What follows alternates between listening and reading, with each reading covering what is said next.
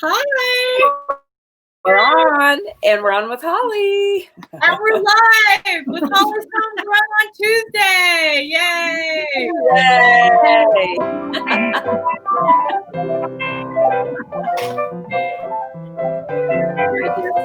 Chicken. Oh, So hey, corn chowder.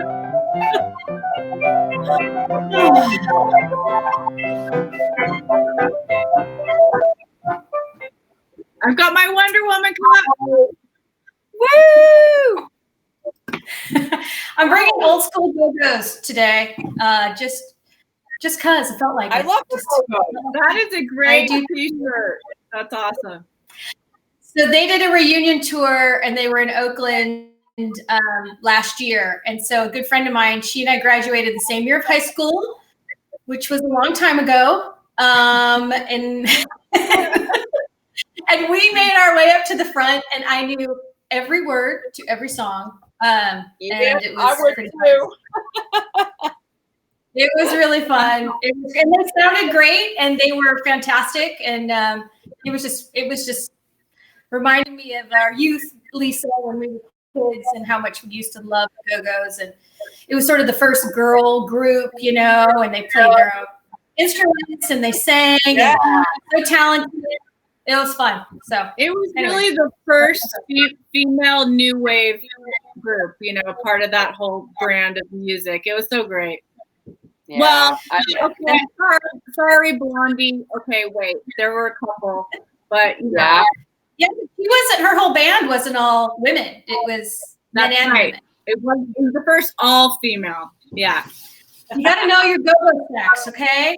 This is hardcore. Woo-hoo. Anyway, okay, look at all the things on my desk. Feisty coming in. Oh, here. And, and woo! There it is. And okay, one more. Yeah. So, workaround. How many episodes is this, ladies? I think this is 154 or 5. I think. Yeah, we're getting up there, but boy, we have some stuff brewing. We have so much great stuff brewing, everybody, and we have some terrific celebrity guests coming up. So stay tuned. We're excited. And we also have the cook-along.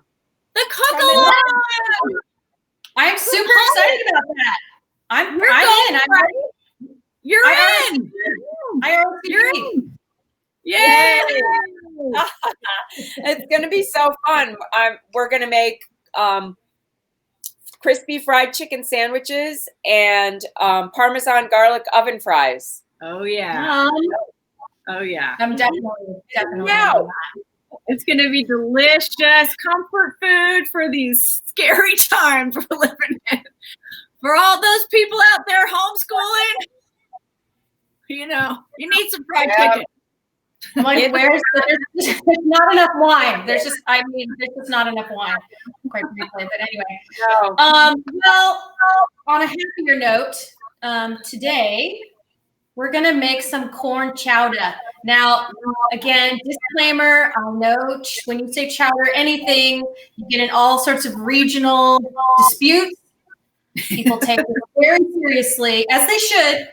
But so just know that this is just my version, my take on a corn chowder. So just if this isn't how you're, I used to have corn chowder parties every fall. Remember parties?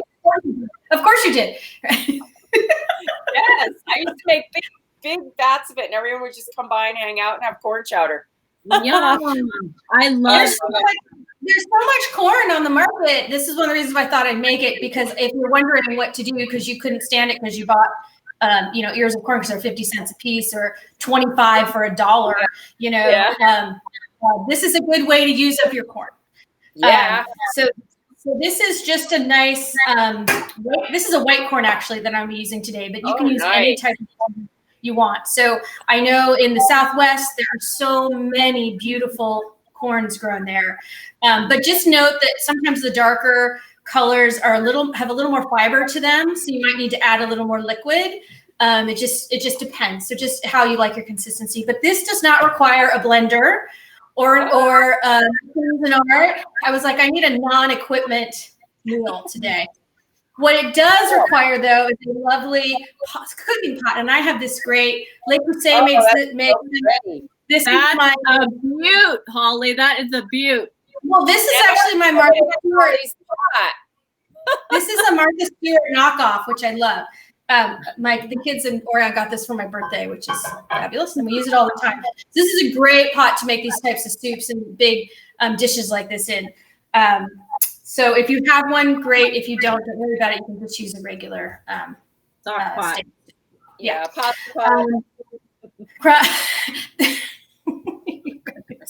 I've had the theme. I don't know if Lisa, I can't remember if your kids watch Dora, but for every time somebody says something, we have all the Dora songs stuck in our head, like backpack, crock pot, every time. I think this is day 22 of critical, dangerous, unhealthy air because of all the smoke here. Oh, so it's just, if you could see outside, which you can't, it's like fog. It's so bad. And it's been like this for almost a month. So my voice, I'm starting to lose my voice a little bit because every time I go outside, I'm breathing in smoke. So it was like my voice was cracking earlier today. So if I start cracking up, you'll know why. Well, that's one of the reasons why. Anyway. We can blame it on the fire. So we're going to make, that's what I'm blaming it on today anyway. Okay. So we're going to make this great corn chowder. Of course, I've got some herbs to add because I just can't make anything without herbs. We're going to use purple basil, chives, just regular onion chives. And those are the two things. And then the Hollie's homegrown salt we're going to use is the basil and pepper because this is a sweet pepper. So there are lots of toppings too. We can talk about this in the end that you can put on your chowder. Of course, if you're in the Southwest, you probably add green chilies to this. Green chili. Power to the green chili. You can also add just a chopped, like a red bell pepper relish. I have this great, Trader Joe's makes this spicy red pepper and dried onion kind of crunchy hot oil pepper stuff. It's amazing. Oh yeah. I don't know that. Let me get it for you. Hold on. Okay, so Trader Joe's should be a sponsor for the 27 chili onion crunch. Yep, chili onion crunch. It's really good. That. It is dehydrated onions, so they're crispy, and it's red peppers, and it's in oil. I think it's in olive oil. It's so good. You just put this on everything. So I was going to put a little dollop on this in the end personally. That's how I would do this. All right. So I did get a head start because there are several steps that take some time. So I thought I'd save kind of the harder stuff to show everybody. But the first step was dicing a large onion. Now I used a white onion. You can use yellow, but I didn't want it to be too oniony. Onion is a main component to this. But I'm using thyme and bay also in the onion mix, and it's in there right now, and you can see it. So there's a bay leaf. Yeah. Nice. This is from my new bay tree that I just planted, which I'm very excited about. So this is the. Oh, nice! You have a bay tree. I do. In the Bay Area. Cool. It's a double bay. So you take the Orion's your bay. I need to stop now. Okay. Is this on? So we have the onion chopped, diced. I have a leek that, just so you know, for leeks, I always do a slice here first in half, and then rinse it out under the water because you get a lot of sand in leeks. Yeah. And so when you open it, just fan it out and then rinse it in cold water, and that'll prevent you from having a teaspoon of sand. Yeah. They grow in sandy soil. It happens. So you just have to wash them. You can save this for stock. So you can wrap it and put it in your freezer. Along with anything else. What I'm going to do when I'm done here is I'll take this I'll take the corn cobs and some other things, and I'll put them in a bag and put them in the freezer for later if I want to do a corn-based, like a vegetable-based stock. So those are good to save. Do you want to hear something crazy? I took my leek ends and I put them in a pot, and I've been growing leeks all summer. Yeah, you can do that too. Yeah, I've chopped that part off, but the root part at the tip, you definitely can do that. You can do that with almost all the. You can do the green onions too. Yep. Okay, so the onions and the leeks and the thyme and the bay have been cooking about 10 minutes with the top on. So they're not caramelized; they're just soft and very translucent. And I cook them in butter and a little bit of olive oil. So I use butter again because this is corn. We're going for a nice rich flavor, and can't beat butter for that. So once that's done, we're then going to add the potatoes. And now there's lots of ways people like to add potatoes for this. This is a little shortcut for me personally, instead of chopping these in perfect little squares. And I don't have one of those things you can pull. Yeah, dicery things. Yeah. Yeah. These are really cute little mini potatoes. I don't know if you can get them where you are. If you can, they're sort of like a Yukon Gold, milder, less starchy variety. And so these I wash. Put them in. How about that? Yeah. So we're going to add the potatoes, and then we add the stock. So it's a whole quart. And again, you can make your own vegetable stock, but for today's purposes, we bought it. Get a box out. I know. I mean, it's Corona. I know you've got this stuff in the back of your cupboard. So with this brand, because again, another brand plug, but potential sponsor alert.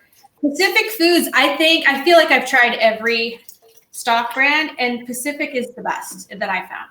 I found it's the richest. I have to say, I like Chef's, what is it called? Chef's Choice. It's in a jar. Oh, it's in a jar. Okay, I've seen theirs in a box, but no, it's in a jar and it's a paste, and that's my favorite vegetable stock. Okay, well, that's a good. I haven't seen that. I don't know if I'll get it out while you guys are chat amongst yourselves. Okay. Okay. So we put in the stock. I'm also going to add. How many people is this going to serve? Approximately. It depends how hungry you are. I would say as the main course, this is 4. As a side, it's about 6 to 8. So I'm going to serve this tonight with little chicken patty, like chicken burgers for the kids and I. This is it. Better than. Better than bouillon. Better than bouillon. I love it. Who's better than bouillon? So we're going to add 1.5 teaspoons, which is exactly measured right here, of my basil and pepper salt. So we've added the potatoes. Make sure I got, okay, yes. Okay, so we're just going to bring this to a boil. Where's my spoon? Here it is. Yum. Holly, did you watch the show where Debrianna cut her finger? No. Okay, so we, for like half of the show, talked in a like New Jersey Queens accent. We went crazy. It was really fun. Did she lose all that blood loss? Well, I could have been Julia Child. I was definitely squirting. No. You know, I did that after the show with the spirals, when I spiraled the zucchini. I did it fine on the show, and I was so proud of myself. And then when I was cleaning it and putting away, I was pulling out one of the things, and I completely gashed. I had 2 huge cuts on my fingers. I was like wrapping my hand. You have to be really careful. It was the zucchini. Yeah. Okay, so next we're going to take, this is going to come to a boil, and it needs to cook until those potatoes start to get soft. Okay. So the next thing you do is, now this time of year, of course, you really want to use fresh corn. I know it's a bit of a pain, but I have a decent shortcut. So I already cleaned enough for 4 cups, which is what we need, but I saved an ear because I want to show everybody a quick shortcut. So show me some tips, because I was shucking corn for corn on the cob the other night. It took forever. Well, it makes a mess. So I always take a paper bag, and so I just put it down either on the counter or I just stick it on the ground between me, and then you just obviously pull. And that way, if you do it while you're down here in the bag, you don't get a mess everywhere. Okay. Cool. Done. Okay. Virgo tips. Virgo corn chips. And so then I just cut off the bottom part, and instead of doing it on your cutting board, because especially when it's fresh, if this were cooked, I could slice it and it would nicely just fall. Because it's fresh, it's like popcorn without the lid on your thing.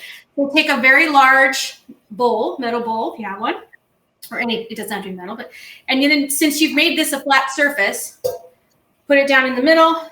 Okay. Sharp knife. Now you can't see me going the wrong direction. Well, the sides catch the corn. Is that what you're saying? It does. So that way when it pops around, I'm not making a mess everywhere. Hey, and that's worthy. That's a good tip. It's help. It does need to be wide. That really helps. And then for the top, because you want to use the top for your fingers, just go back and slice it against the grain there. And there you go. Now your cob's done. Save this for your stock, or if you have chicken. My goats will love to eat this. So I just put it in the bag, and then all that leftover corn stuff just stays in the bag and it's away from you. And then you just have it nicely sliced in here. Right. Thank you. So this is all done. So that's a cleaner way to deal with your corn. Okay. So we're also going to add some bell peppers to this. So I've already chopped up some. Look at you in the mise en place. Thank you to all my wedding guests who gave us the most amazing things that we registered for. So this is a golden, like a yellow bell pepper, no heat, right? And then a nice stick of butter. So while this is cooking, we're going to warm this up. And we're just going to cook it down. Again, we don't really, a little caramelized is fine. But it's going to cook about the same time as this. So now we're finally getting to a boil here with the potatoes. So we're just going to let these cook for a while. Okay. In the meantime. So this is really a nice vegetarian version. Yeah. So there is no meat. So we've used vegetable stock or corn stock if you make it. I mean, you could add. You could do some like andouille sausage in here. You could do chicken. Oh, I make it with bacon. Roasted chicken, of course, bacon. So you could add some meat to it. But since we're going to do a chicken patty, we don't need any more meat. But you could do chicken stock though too, right? Yep. Sure. Yeah, I mean, I actually with something like this though, I kind of prefer the vegetable stock because I think we are using butter.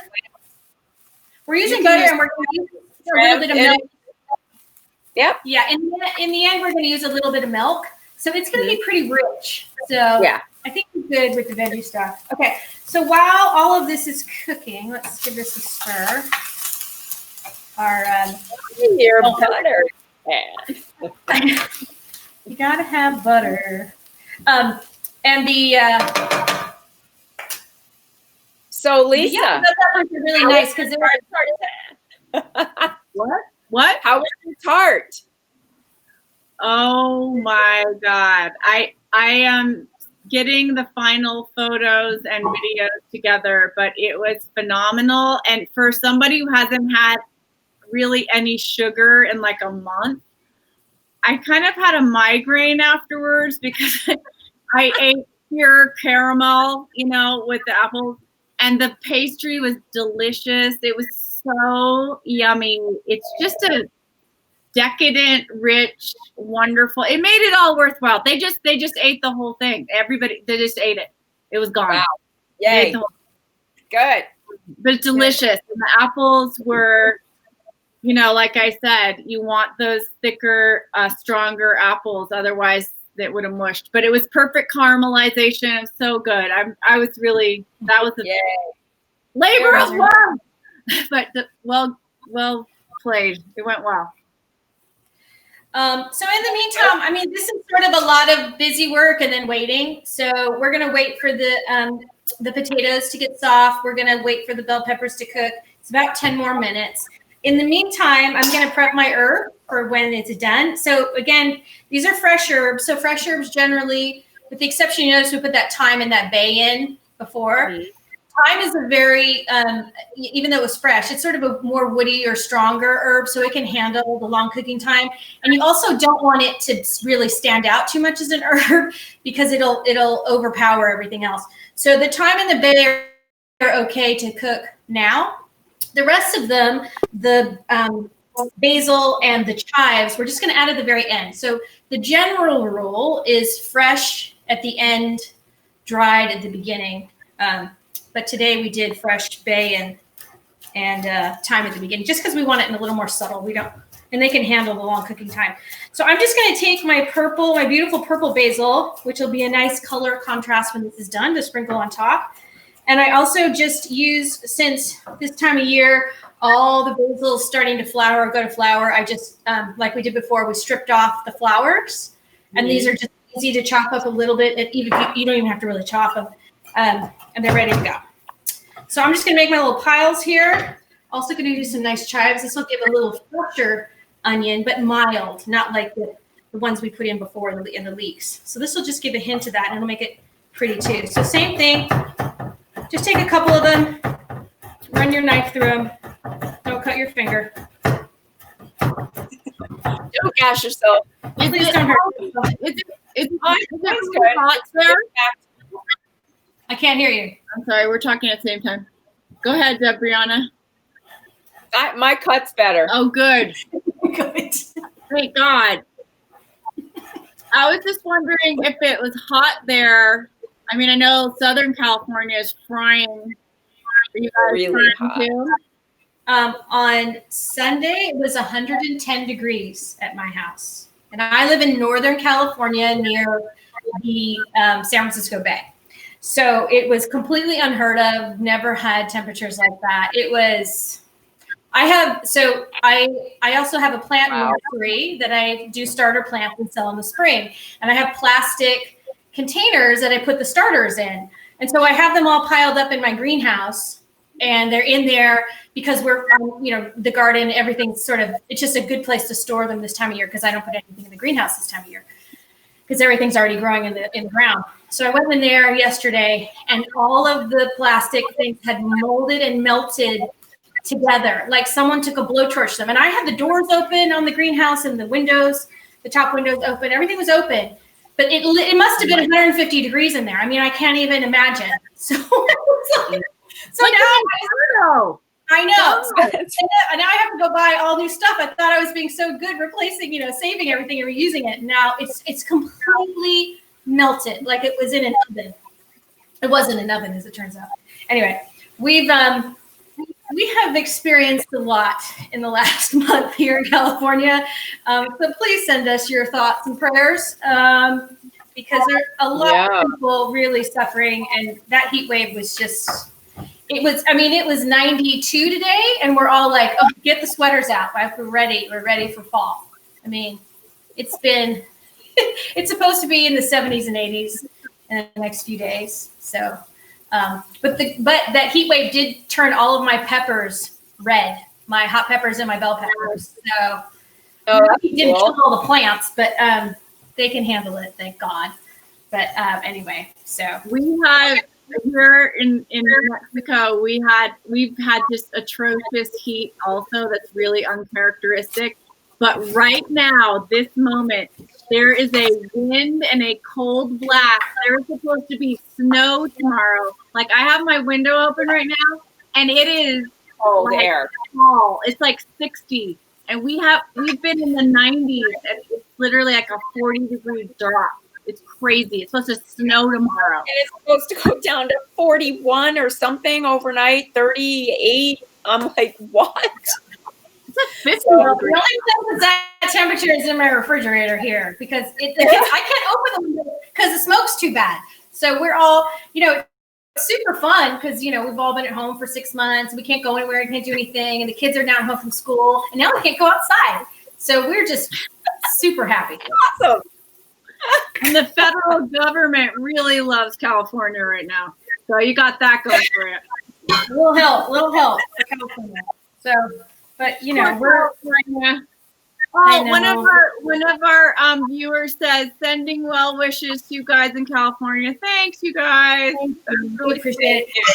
There's a lot of great organizations to support. There's so many firefighters. I mean, there's so many fires. I mean, we've had, unfortunately, a few tragedies. I mean, it's just, and fatalities among the firefighters recently. It's just, it's heart-wrenching. I mean, I can't imagine a job like that. Just absolutely heroic what they're doing. So, I mean, we're just trying to put together here. So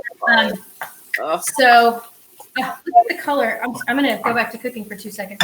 Look at the color of these bell peppers. See, they're getting. Oh, I love yellow. I love yellow One of peppers. these days, I'll get the right left thing. I really will. I'm going to get it. You have such an array of yellows happening in your chowder. I'm feeling, I wanted the color. It's, color is important in food. I think one of the reasons that kids, don't like vegetables or people get turned off by them is because they're not cooked in a way where they have the real vibrancy of the vegetable, and the color is a huge part of that. So if you're looking at your broccoli or your bell peppers and they're looking sort of like the color's been taken out of them, they've been overcooked or they weren't prepared properly. So when stuff has its vitality, when vegetables have their color, they taste so much better. And I think more people would be more inclined to eat them because they're delicious, not all mushy and yucky. Anyway, that's my vegetable rant. I think you're right. You're absolutely right. Makes a difference. Hollie. Okay. Well, our potatoes are just about there. I think I'm going to go ahead just because for the magic of television purposes. We're gonna keep going. So, okay, the peppers are done. There we go. Okay, so we're gonna add the corn next. This is 4 cups. So this was 6 ears of corn. Okay. Okay, I was gonna ask you how many ears. Yeah. All right, and so that doesn't take that long to cook the corn when it's off the cob like that. Now this is the end really. We're gonna warm this through for about 10 minutes.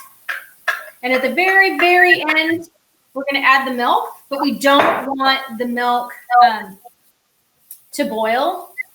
So use milk and not cream. If you really want to use cream, you can use cream. But whole milk is great too. Okay. I don't want to stop you if you want to use cream. Wondering. Okay. I'm going to find the bay leaf. It's important to do that. And these times. Okay, so here's my story about a bay leaf. Okay. I think I was in New York. I don't know. It was in my 20s. I don't know who I was talking to, but she was a nurse, and she said so many people used to come into the emergency rooms because they swallowed a bay leaf and it got stuck in their throat. So it's real.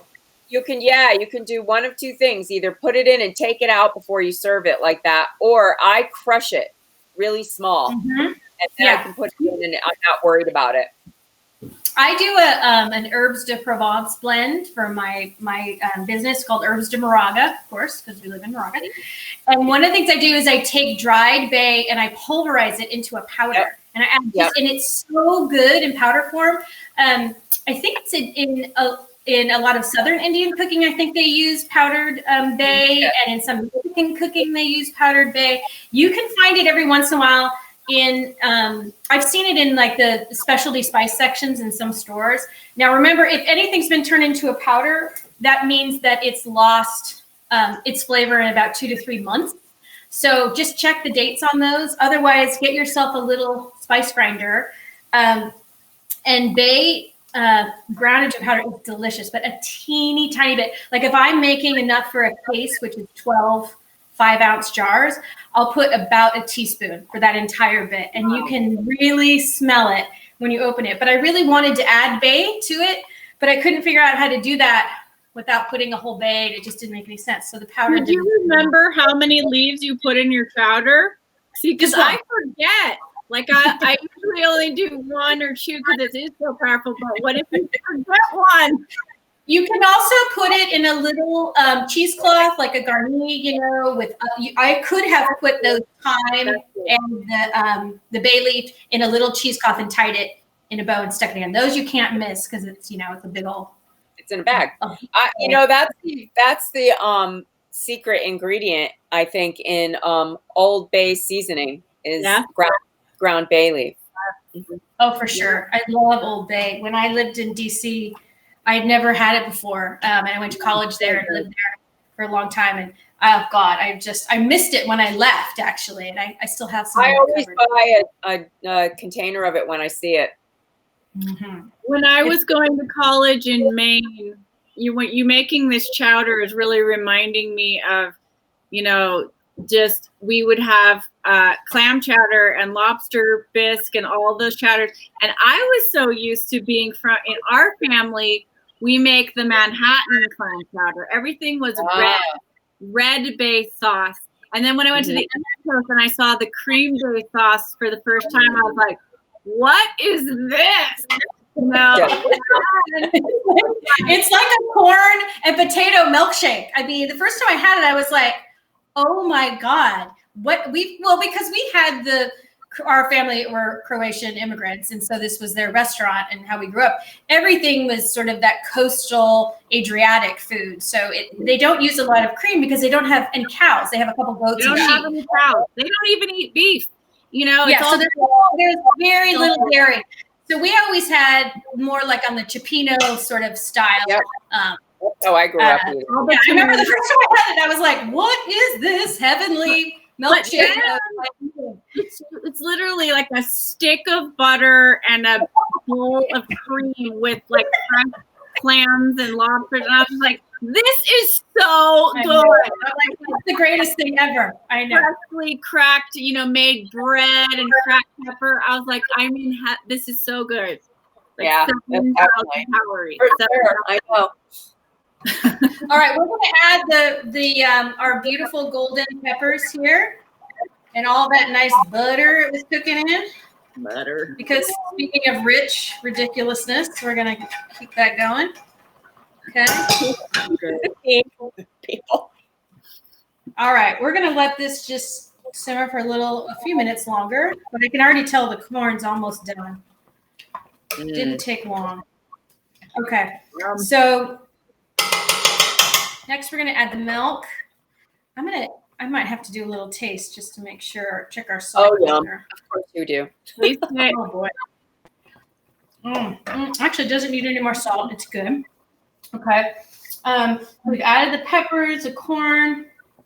Okay, that's it. Now we're going to turn it down so it's not boiling. Just let it simmer tiny bit. So you do not want it to boil when you add the milk. Okay. So just in case you were worried this wasn't going to be rich enough, the milk. You need to add the dairy. Add the dairy. We're adding 2 cups of milk, people. Okay. And actually, this is still really boiling, so I'm going to turn it off. When you make yours, Brianna, do you Cuisinart the corn? Because I do that. I do a little bit of blender and blend some of it. I don't do all of it. Not all of it, but some of it. Yeah. Yeah. And when I can get it at Costco, I get the Phillips lump crab meat. And sometimes add that from to Baltimore, people. Oh my God, blue crab is amazing. Best. Blue crab fest is so good. So someone's asking, what happens if it boils with milk in it? It starts to separate, so you don't want that, and then it'll break down. It'll start to break down. So you don't want it to get too boiled. Milk is a pasteurized product, so you don't want it to boil really ever, unless you can warm it and you can get it really hot, but you don't want to boil it a lot. Well, and how do you make butter is by separating the fats and the solids. So you don't want that to happen is basically what you'll be doing. So you just want it to be nice and rich and creamy. So there's no need to cook it in there. This is already just below boiling temperature. So yeah, so it is pasteurized, so you don't have to worry about that. Okay. Oh man, this looks good. Okay, so we're gonna add most of our herbs. We're gonna save a tiny bit for the garnish on top. So we're gonna add our purple basil. And you have to do that with your hand, by the way.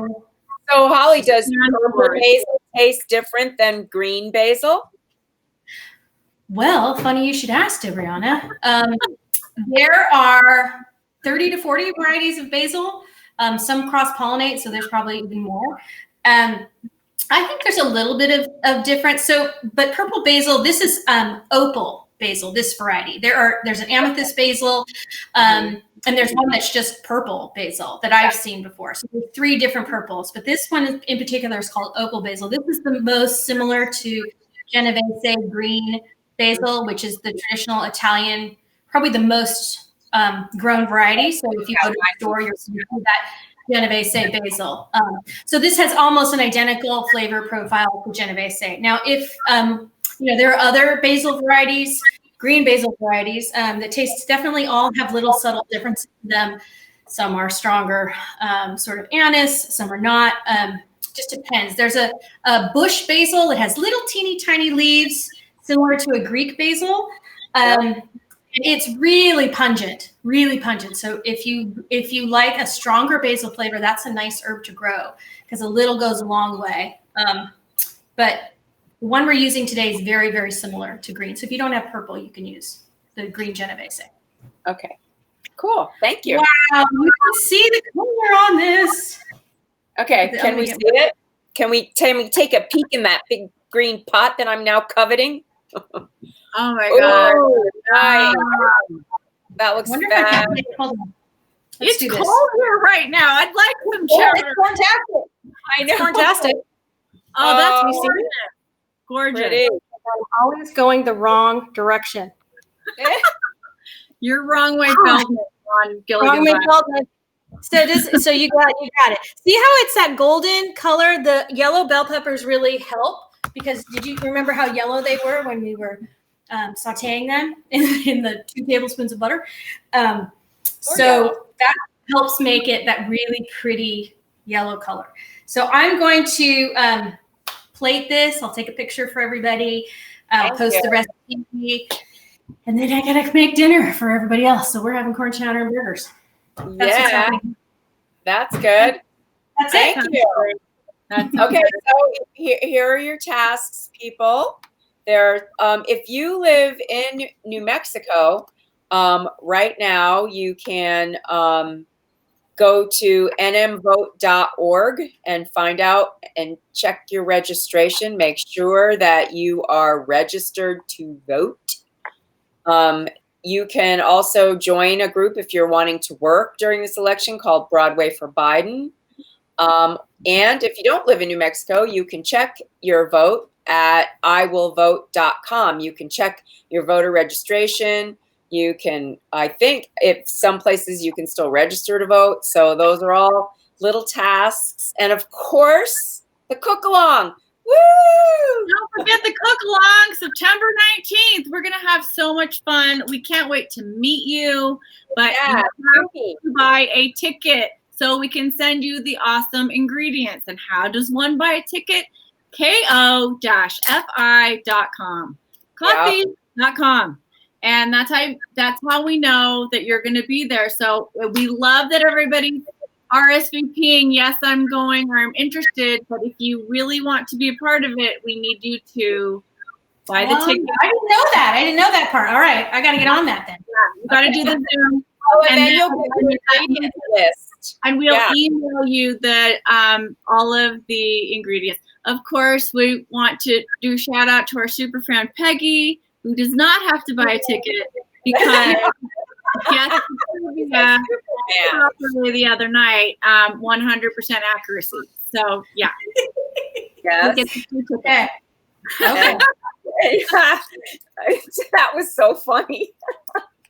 And don't forget, you can buy Hollie's oil, herb-infused oil and vinegar and salts at hollieshomegrown.com. Soaps and hand sanitizer. She's making it all. She makes everything in sync.